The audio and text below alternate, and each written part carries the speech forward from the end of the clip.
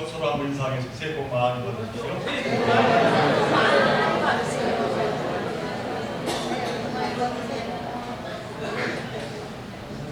2025년 새해를 시작한 지 벌써 한 달이 지났습니다. 지난 1월 한 달을 지켜주신 하나님께 감사와 찬양을 올려드립니다. 새롭게 시작하는 2월 한 달, 그 성령께서 인도해 주심으로 기쁨과 소망이 차고넘치시기를 간절히 축원드립니다. 의학용어 가운데 과잉기억 증후군이라고 하는 병명이 있습니다. 이는 자신의 과거 기억들이 하나도 지워지지 않는 증세입니다. 한 번은 서프라이즈라고 하는 TV 프로그램에서 이 과잉기억 증후군 증세가 있는 사람들이 출연한 그러한 적이 있습니다. 한 외국 여성은 자신의 물건을 평생토록 한 번도 잃어버린 적이 없다. 그렇게 그는 말합니다. 지난 일들이 마치 일상을 녹화해 놓은 비디오를 보는 것처럼 생생하다고 증언합니다. 기자가 직업인 한 남성은 자신이 인터뷰한 내용뿐만이 아니라 며칠 전에 편집장이 회의에서 한 그 모든 말도 다 기억을 한다는 것이죠. 또 몇 년 전에 의사가 한 말도 그대로 다 기억하고 있음을 이야기합니다. 건망증이 점점 심해가는 저에게 너무나도 부러운 일이 아닐 수가 없습니다. 그런데 문제는 이들에게는 10년 전에 의미 없는 사건도 사진처럼 생생히 저장돼서 현재와 함께 살아간다는 것이지요. 그래서 뇌과학자들이 말하기를 이 증세가 있는 사람들은 감당할 수 없는 너무나도 힘든 고통에 시달리게 되는데 그 이유는 어떤 사건이나 상황만 기억나는 것이 아니라 그 상황에서 느꼈던 감정까지 모두 느껴지기 때문이라는 것입니다. 그러니 만일 과거에 가졌던 참으로 나쁜 감정, 슬픈 감정, 여러 가지 감정이 멈춰지지 않는다면 이 얼마나 고통스러운 일이겠습니까? 그러기에 우리에게 있는 지난 과거로 있는 이 망각이라고 하는 것도 따지고 보면 하나님의 은혜요 선물이 아닐 수가 없습니다. 자, 그런데 그럼에도 불구하고 우리 믿는 자들에게 있어서 절대로 잊어서는 안 되는 것이 하나 있습니다. 그것은 다름 아니라 은혜 받은 것에 대한 기억입니다. 우리는 하나님이 베푸신 은혜는 평생 마음에 담고 살아야 한다라고 하는 것이죠. 우리가 살면서 하나님의 은혜를 깨닫게 되면 어떻습니까? 너무나 기쁘고 감사하지 않을 수 없습니다. 자, 그런데 그런 은혜가 계속 반복되다 보면 어떠합니까? 그 은혜가 그만 당연해지기 시작합니다. 그래서 그 은혜가 당연해지면 또 그 다음에 어떻습니까? 그 은혜에 대한 감격이 사라지게 됩니다. 그리고 감사가 사라지게 됩니다. 그리고는 그 자리에 오히려 불평과 불만이 자리하게 된다는 것이죠. 사랑하는 우리 조교회 성도 여러분, 지금 여러분에게 근심과 걱정 그리고 불안과 불평이 있습니까? 속이 답답하고 속상한 문제가 끊이지 않고 있습니까? 도저히 그래서 날마다 우울합니까? 그렇다면 지금까지의 삶에서 고맙고 감사한 것, 곧 하나님께 받은 그 은혜를 잊어버렸기 때문임을 아셔야 될 줄로 믿습니다. 그러므로 바라기는 하나님의 은혜를 다시 한번 기억해내며 살아가야 될 줄로 믿습니다. 지금 이 시간 저와 여러분은 2월 첫 주일 맞이하여서 마음을 모아 하나님께 예배를 드리고 있습니다만 예배란 무엇입니까? 예배란 하나님 앞에서 내가 받은 은혜를 기억하는 시간입니다. 그래서는 하나님께 마음을 다하여 감사드리는 시간입니다. 바라기는 이 같은 시간 이 시간에 그 예배가 감사가 넘치는 그러한 소중한 시간 되시기를 간절히 소망을 드립니다. 저는 오늘 본문의 말씀으로 오랜만에 미가서의 말씀 6장 3절 이하의 말씀을 택했습니다. 그런데 이 말씀을 보면은 그만 하나님의 이 같은 은혜를 잊어버리고 오히려 고통과 아픔으로 그리고 불평으로 살아가는 사람들이 등장하고 있음을 봅니다. 그들은 다름이 아니라 이스라엘 백성들이었습니다. 오늘 이 본문에 보면은 미가라고 하는 선지자가 등장합니다만 이 미가라고 하는 선지자는 이스라엘이 남과 북으로 갈라진 그 상황에서 활동하던 선지자였습니다. 그 당시 그 주변에 강대국인 아시라에 의해서 또 이 북이스라엘은 멸망 직전에 놓여 있었습니다. 이처럼 나라 안에서는 여러 가지 어려움이 일어나게 되었고 또 내부적으로도 강대국의 침략으로 이 나라가 위태롭기 때문에 백성들은 심적으로 두려움을 느끼며 날마다 고통의 삶을 살아가고 있었다라고 하는 것이죠.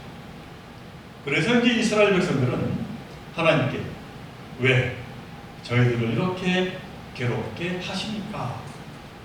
그들은 불평을 하기 시작합니다. 그러면서 하나님께 다시 한번 그들은 구하며 이 모든 어려움으로부터 벗어나게 해야 할 것을 그들은 요청하고 있습니다. 그래서 하나님이 오히려 이스라엘 백성들에게 방문하십니다. 오늘 본문 3절의 말씀 이르시기를 내 백성아 내가 무엇을 너희에게 행하였으며 무슨 일로 너희를 괴롭게 하였느냐 너는 내게 증언해보라. 그렇게 오히려 하나님이 방문하고 계십니다. 그저 이스라엘 백성들은 이 같은 하나님을 향한 그와 같은 불평과 원망이 그냥 생긴 것이 아니라 나름의 이유가 있었고 정당한 그와 같은 불평이라고 그들은 말하고 있습니다. 그래서 오늘 본문 6절로부터 7절에서 그 이유를 하나하나 설명합니다. 내가 무엇을 가지고 여호와 앞에 나아가며 높으신 하나님께 경배할까?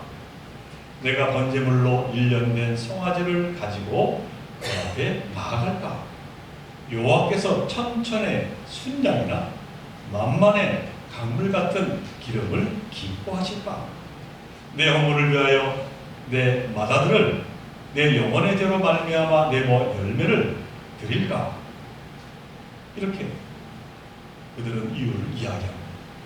한마디로 하나님께 제물을 바치는 것도 게으르지 않았고 열심을 다해 예배를 드렸다는 것이죠.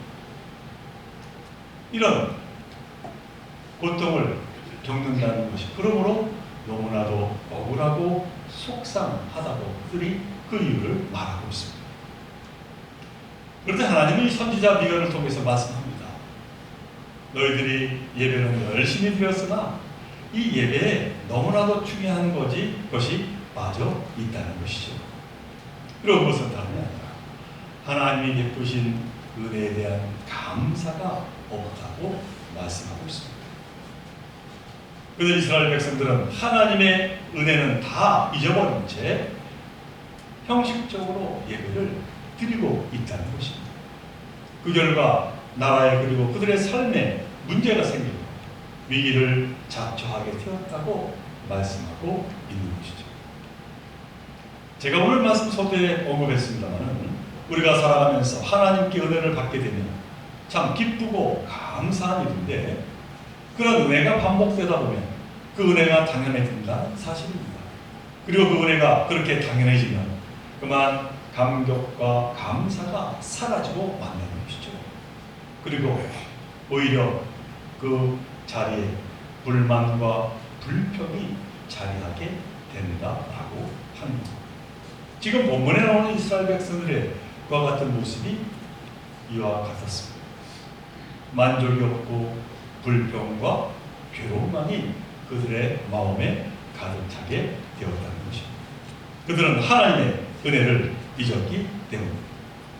특히 어렵고 힘든 일을 겪을 때마다 베풀어 주셨던 하나님의 그 사랑하심과 도우심을 그들은 기억해 내지 못했다는 것이지요.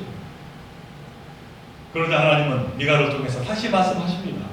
오늘 보면 4절의 말씀, 내가 너를 애굽 땅에서 인도에 내어 종 노릇하는 집에서 속량하였고 모세와 아론과 미리암을 너희 앞에 보냈느니라. 이어서 5절의 말씀, 내 백성아 너는 모압 왕 발락이 꾀하는 것과 부올의 아들 발람이 그에게 대답한 것을 기억하며 시딤에서부터 길갈까지의 일을 기억하라. 그렇게 말씀을 하고 있는 것이죠. 이는 무슨 말씀입니까? 하나님은 애굽에서의 종노릇하던 이스라엘 백성들을 떼내고 자유하게 해 주셨다는 것이죠. 그리고 모압 왕 발락이 복수 쌓인 발람을 불러서 회유하여 하나님이 이스라엘을 저주하게 해달라고 그러한 부탁을 할 때 하나님이 이를 막으시며 오히려 이 발락을 하나님께서 화내셨음을 너희들이 기억한다고 말씀하고 있는 것이죠. 그리고 그들 이스라엘 백성들이 가나안 땅으로 들어가기 직전에 진을 쳤던 은혜의 장소가 바로 시딤인데, 그곳 시딤에서 요단강을 넘어 길갈과 가나안에서의 첫 정착지까지 멈추지 않고 함께해 주셨다. 이것을 기억해야 한다고 말씀하고 있는 것이죠. 한마디로 하나님은 언제나 어디서나 불꽃 같은 눈으로 이스라엘 백성들을 지키시고 구름 기둥, 불 기둥으로 인도하셨다는 것이죠. 그러니 당연히 하나님의 그 크신 은혜를 잊지 않고 기억해야 하지 않겠느냐, 그렇게 지금 말씀하고 있는 겁니다. 이것이 바로 하나님의 백성된 우리라고 말씀하고 있는 것이죠. 사랑하는 우리 종교 성도 여러분, 이번에 이와 같은 감사함의 고백은 어떠하십니까? 언제나 함께 하시며 은혜 베풀어 주시는 하나님의 그 크신 사랑을 기억하며 살아가고 계십니다.